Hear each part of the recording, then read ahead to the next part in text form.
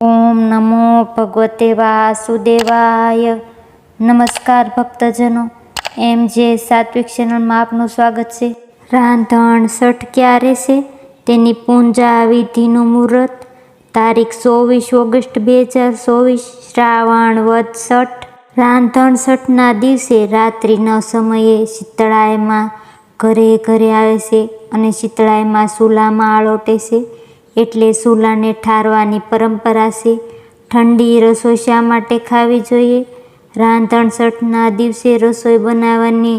શીતળા સાતમને દિવસે ઠંડુ ભોજન ખાવાનું હોય છે. રસોઈ બની ગયા બાદ અગ્નિ દેવતાને આહ્વાન આપી અગ્નિ દેવતાની પૂજા કરવામાં આવે છે. આપણી ભારતીય સંસ્કૃતિમાં દરેક દેવતાનું પૂજન કરવાનું મહત્વ છે. તેમાં અગ્નિ દેવતા આપણા બધા માટે મોટા દેવતા છે, જે પોતે બળી અને આપણને રસોઈ આપે છે. અગ્નિ દેવતાના ઉપકાર આપણી ઉપર ઘણા છે. તેમનું ઋણ ચૂકવવાનો દિવસ એટલે રાંધણ છઠનો દિવસ. ચૂલો ઠારવામાં આવે છે. સાતમના દિવસે ચૂલો નથી પ્રગટાવતા. આ છઠમાં બહેનો ભોજન બનાવે છે. વિવિધ પ્રકારના પકવાન બનાવે છે, જેમાં તીખી રોટલી અને મોળી રોટલી બનાવવામાં આવે છે. બીજા દિવસે માટે પણ ભોજન બનાવવાનું હોય છે, તેથી રોટલી વધારે બનાવવામાં આવે છે. રાત્રે 12 વાગ્યા પહેલાં ચૂલો ઠારવાનો હોય છે. ચૂલો ઠારવાનું શુભ મુહૂર્ત જોઈએ તો રાત્રે 10 થી 12નું શુભ મુહૂર્ત. અમૃત ચોઘડિયું. આ સમયગાળા દરમિયાન ચૂલો ઠારી નાખવામાં આવે છે. 11 વાગે ચૂલો ઠારી જ નાખવામાં આવે છે.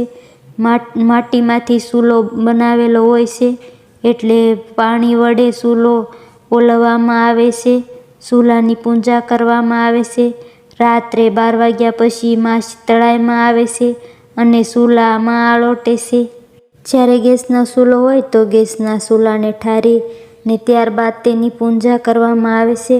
કપાસના છોડ અથવા તો આંબાના છોડને ગાયના સાણમાં રોપી અને ચૂલામાં મૂકવામાં આવે છે. શીતળા સાતમને દિવસે ઠંડુ ભોજન કરવું.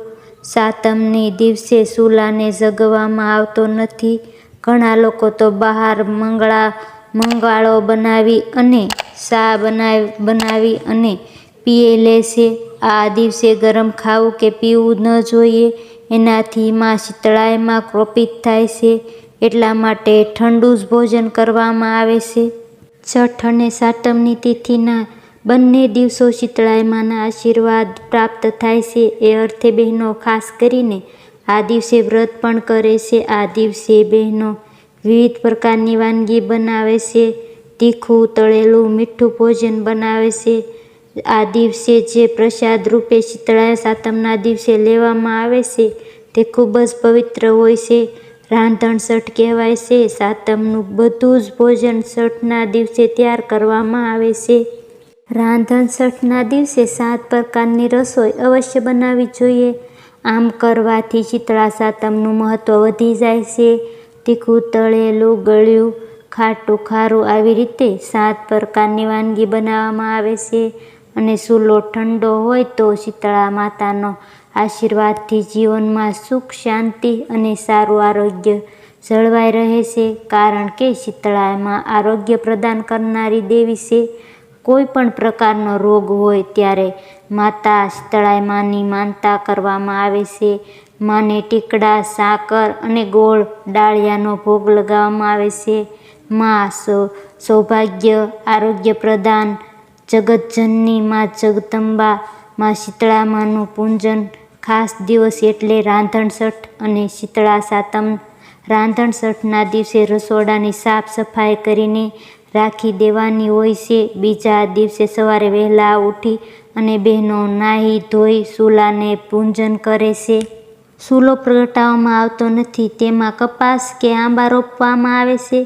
તેની ઉપર કંકુ નાખવું, ફૂલ નાખવામાં આવે છે. માટીના ચૂલો ઠારવામાં આવે છે. તે રાખમાં શીતળાઈમાં આલોટતા હતા. ગેસના ચૂલા હોય તો પણ તેને ઠારવામાં આવે છે. સાતમના દિવસે બધા ઠંડુ ખાય છે.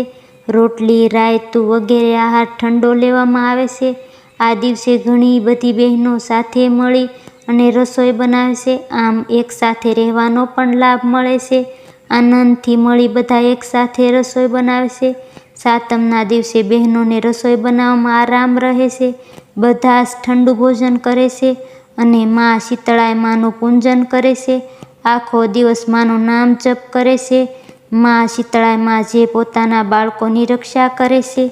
વિડીયો જોવા બદલ આપ સૌનો ખૂબ ખૂબ આભાર. ધન્યવાદ. આપ સૌ હરિભક્તને મારા જય દ્વારકાધીશ.